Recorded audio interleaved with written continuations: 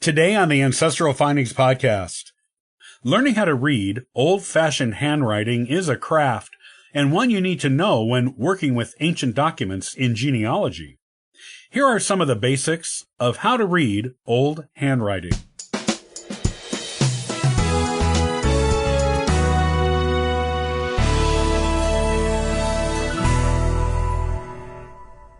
When doing genealogical research, you will sometimes come across original documents from past centuries.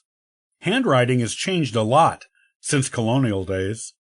There are distinct differences from the 1600s, 1700s, and 1800s, before handwriting became more recognizable as our modern handwriting in the late 1800s and early 1900s. Spelling is also an important part of reading old handwriting. You may come across words you do not recognize or that seem familiar but are spelled differently than you remember. This is because there are words that were used in the past that are no longer used today. Also, there was no uniform way of spelling things until Webster's Dictionary came out in the 1800s. Before that, people spelled phonetically, which means some words would be spelled differently multiple times in the same document.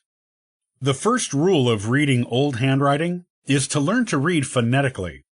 Sound out the letters, just like you did when you were a child learning to read. That will assist you in determining what word is being spelled. It may be a very common word, just spelled differently from what you would recognize, because there was no uniform way to spell back then. Remember, regional accents played a role in how words were spelled phonetically too. The differences in spelling in different regions is a good clue to how those people actually pronounced certain words and how they sounded when they spoke. In the 1600s and 1700s, you will see ye used a lot in documents. It is not necessarily pronounced as it looks. It depends on the context in which it is used. The word ye was used back then to mean you. However, it was also a letter combination that sounded like th when pronounced. So, sometimes the presence of ye actually means the in a document, or some other word that has a th sound in it. If you see a word where two lowercase letter s's should be side by side, but one looks like a traditional lowercase cursive f, that is normal. Until the early 1800s, two lowercase s's side by side always had one S that looked that way. It is not an F, but an old-fashioned lowercase s, and should be pronounced that way.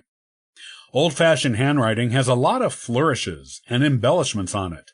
Sometimes you have to look around the decorative squiggly lines to find the real letters amongst them all. Another thing to remember is that up until the mid-1800s, most writing was in the form of cursive, unless it was printed on a printing machine. Writing by hand was always in cursive.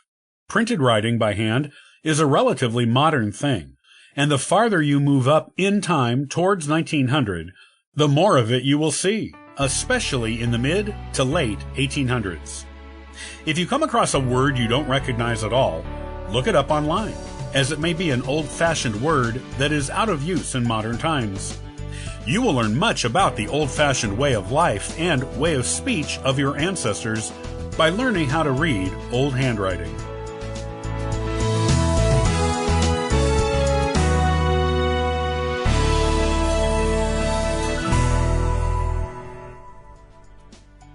Thanks for listening to the Ancestral Findings podcast.